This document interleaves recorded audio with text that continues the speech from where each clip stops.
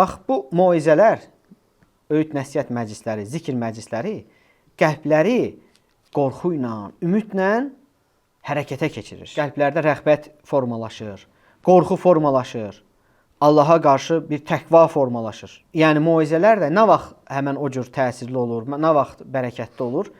Quranla və Peyğəmbər sallallahu əleyhi və səlləm sünnəsi ilə olanda. Əgər o moizədə Quran varsa, Quran ayələri oxunursa və Peyğəmbər sallallahu əleyhi və səlləm sünnəsi oxunursa, sünnəyə təşviq olunursa, bu zaman o bərəkətlənir. Həmən bu moizələrin içərisində ən əzəmətlisi Quran-ı Kərimdir. Allahın kitabı. Necə ki, bax, Allah Azza və Cəllə Əl-İmran surəsi 138-ci ayədə buyurur ki, Hədə bəyanun linnəsi və hudən və məv'idətun lilmuttəqin. Bu Quran insanlar üçün bir açıqlama, müttəqilər üçün isə doğru yol göstəricisi və öyüd nəsihətdir. Və digər ayədə Yunus surəsi 57-ci ayə.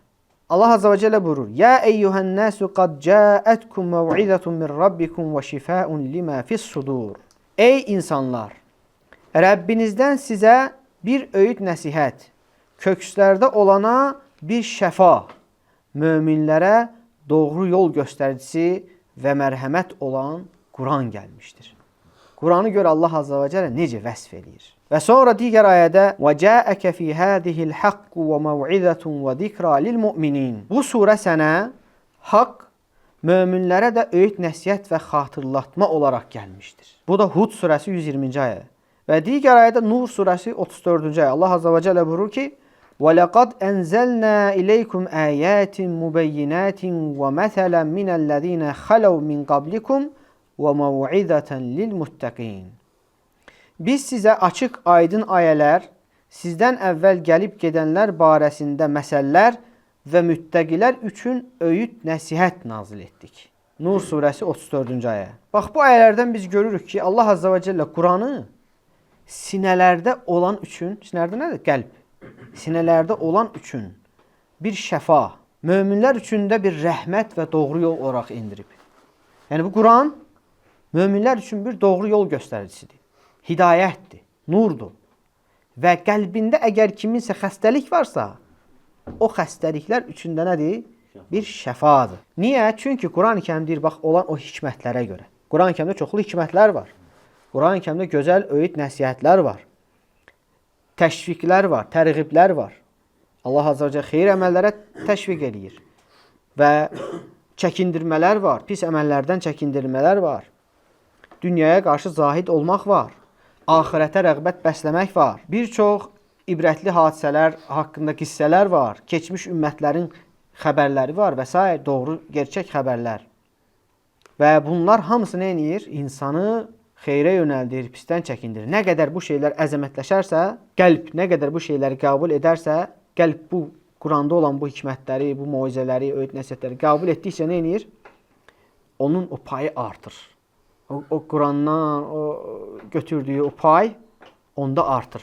Necə ki Allah Azza və Cəllə Nisa surəsi 66-cı ayədə buyurur ki: "وَلَوْ أَنَّهُمْ فَعَلُوا مَا يُوعَدُونَ بِهِ لَكَانَ خَيْرًا لَهُمْ وَأَشَدَّ تَثْبِيتًا." Əgər onlar özlərinə verilən öyüd nəsihətlərə əməl etsəydilər, əlbəttə bu onlar üçün daha xeyirli və sabitlik baxımından daha möhkəm olardı. Şeyx Sa'di rahimehullah bu ayə haqqında görün nə buyurur? Aleykumussalam və rəhmətullah və bərəkət. Həməndir bu moizələrə, bu öyüd nəsihətlərə deyir, əməl etmək nə edir? Gətirib 4 faydanı ortaya çıxardır. 4 faydanı. Birinci fayda nədir? Xeyirli olmaq. Deyik, ləkənə xayran ləhum. Onlar üçün daha xeyirli olardı. Yəni, sən bu moizələrə riayət eləsən, sənin üçün xeyir olacaq. Zərər olmayacaq, sənin üçün xeyir olacaq. 1. Deməli, nədir? 4 məsələ. 1. Xeyirli olacaq. Çünki deyir, bu vəsflər xeyirlilərin, xeyirli insanların görəcəkləri işlərdir. Bu, onların edəcəkləri işlərdir. Ona görə kim bu vəsflərlə vəsflənərsə, xeyirlilərdən olar. Və eyni zamanda, bax, xeyirlilərdən olmaq əksi nədir? Şərli. Şərlilərdən onu neyər? Uzaq eləyər. Deməli, o insan şərli olmaz. Çünki nəyi ispat edirsənsə, onun ziddi də nə olur? İnkar olunur avtomatik. Əgər sən xeyirlilərdənsənsə, deməli, şərlilərdən deyilsən. Sənin xeyirlərdən olmağın səni şərlilərdən nə edir? Uzaq eləyir. Deməli, birinci nədir? Əgər Quranda olan bu moizələrə biz riayət etsək, əldə edəcəyimiz faydalardan birincisi xeyirlilərdən olmaq. İkincisi sabitliyin hasil olması. Sabitlik. İman üzərində, hidayət üzərində, haqq üzərində sabit olmaq. Artıq onun qarşısına çıxan fitnələrdə, müsibətlərdə, şərli işlərdə ona olar sabit qalar. Üsyan etməz, asi olmaz, fitnələrə meyl etməz və sabit qalar. Bu nədir? Bu, Quranın moizələrinə riayət etməyin, Quranın öyüd nəsihətlərinə riayət etməyin insana verəcəyi faydalardan ikincisi. Üçüncü məsələ, ona mükafat verilir. Mükafatlar əldə eləyər. Həm bu dünyada, həm ahirətdə. Bax, Nisa surəsi 67-ci ayədə Allah Azza və Cəllə buyurur ki, o zaman biz də onlara öz tərəfimizdən böyük bir mükafat verərdik. Yəni, o Quranın moizələrinə, öyüd nəsihətlərinə riayət etməyin faydalarından biri. Birincisi nə idi? Xeyirlərdən olmaq. İkincisi nə idi? Sabitlik. Üçüncüsü, Allah tərəfindən mükafatın əldə edilməsi. Və bunlar da bu dünyada və axirətdə olan mükafatlardır. Məsəl üçün, bu dünyada insanın müvəffəq olması, insanın şərli işlərdən uzaq durması, müsibətlər, bəlalar anda sabit qalması, fitnələrdən uzaq durması və s. kimi mükafatlar. Və bunlar da deyir, ruhla, qəlblə və bədənlə olur. Həmən mükafatlar nə olacaq?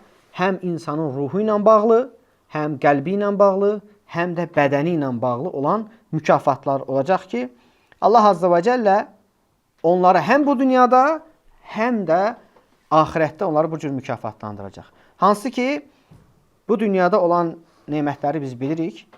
Möminlərə Allah Azza və Cəllə nemətləndirir və ahirətdə də heç bir gözün görmədiyi, heç bir qulağın eşitmədiyi Allah Azza və Cəllə nemətlər verəcək onlara. Hansı ki, heç bir bəşərin ağlından belə keçməyən əzəmətli nemətlər. Dördüncüsü isə Quran moizələrinə riayət etməyin, əməl etməyin faydalarından biri, insanın əldə edəcəyi xeyirlərdən biri də nədir? Doğru yola hidayət olmaq. Doğru yola yönəlmək də nədir? Nə ilə olur? Elmlə, haqqı bilməklə, onu sevməklə, ona əməl etməklə. Quran öyüd nəsihətlərinə necə riayət edə bilərsən? Onu bilməklə.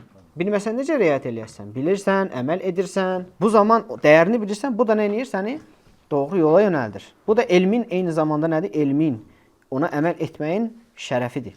Və bu cür insanlar nə olar? Bütün xeyirlərə müvəffəq olar və bütün şərlərdən də uzaq qalarlar. Deməli, bu az öncə sadaladığımız bu faydalar hardan gəlir? Teysirul Kərimir Rəhmən, Şeyx Sadi Rahimullahın təfsir kitabıdır. Səhifə 185-dən nə edib? Şeyx alıntı eləyib. Bu ayəyə dair Şeyx Abdurrahman Əs-Sadi Rahimullah belə gözəl bir təqsimat gətirib. 4 dənə fayda. Kim sadalaya bilər 4 dənə faydanı? Birinci xeyirli əməllər, xeyirli. İkinci sabitlik, üçüncü mükafat, Allah qasında. Doğru yola hidayət olunmaq. Doğru yola hidayət olunmaq. Kimlər üçündür bunlar? Bu 4. Quranda keçən moizələrə əməl edənlər. Ayəsə. Kim ki Quranda keçən moizələrə riayət eləyər, öyüd nəsihətlərə riayət eləyərsə, bax bu 4, ən azı bu 4. Daha çoxlarını da elədir. Şeyx burada 4-ünü gedir. Ən azı bu 4-ünü nə eləyər? Əldə eləyər. Bu 4 dənə faydanı əldə eləyər. Allah bizləri də onlardan etsin. Amin.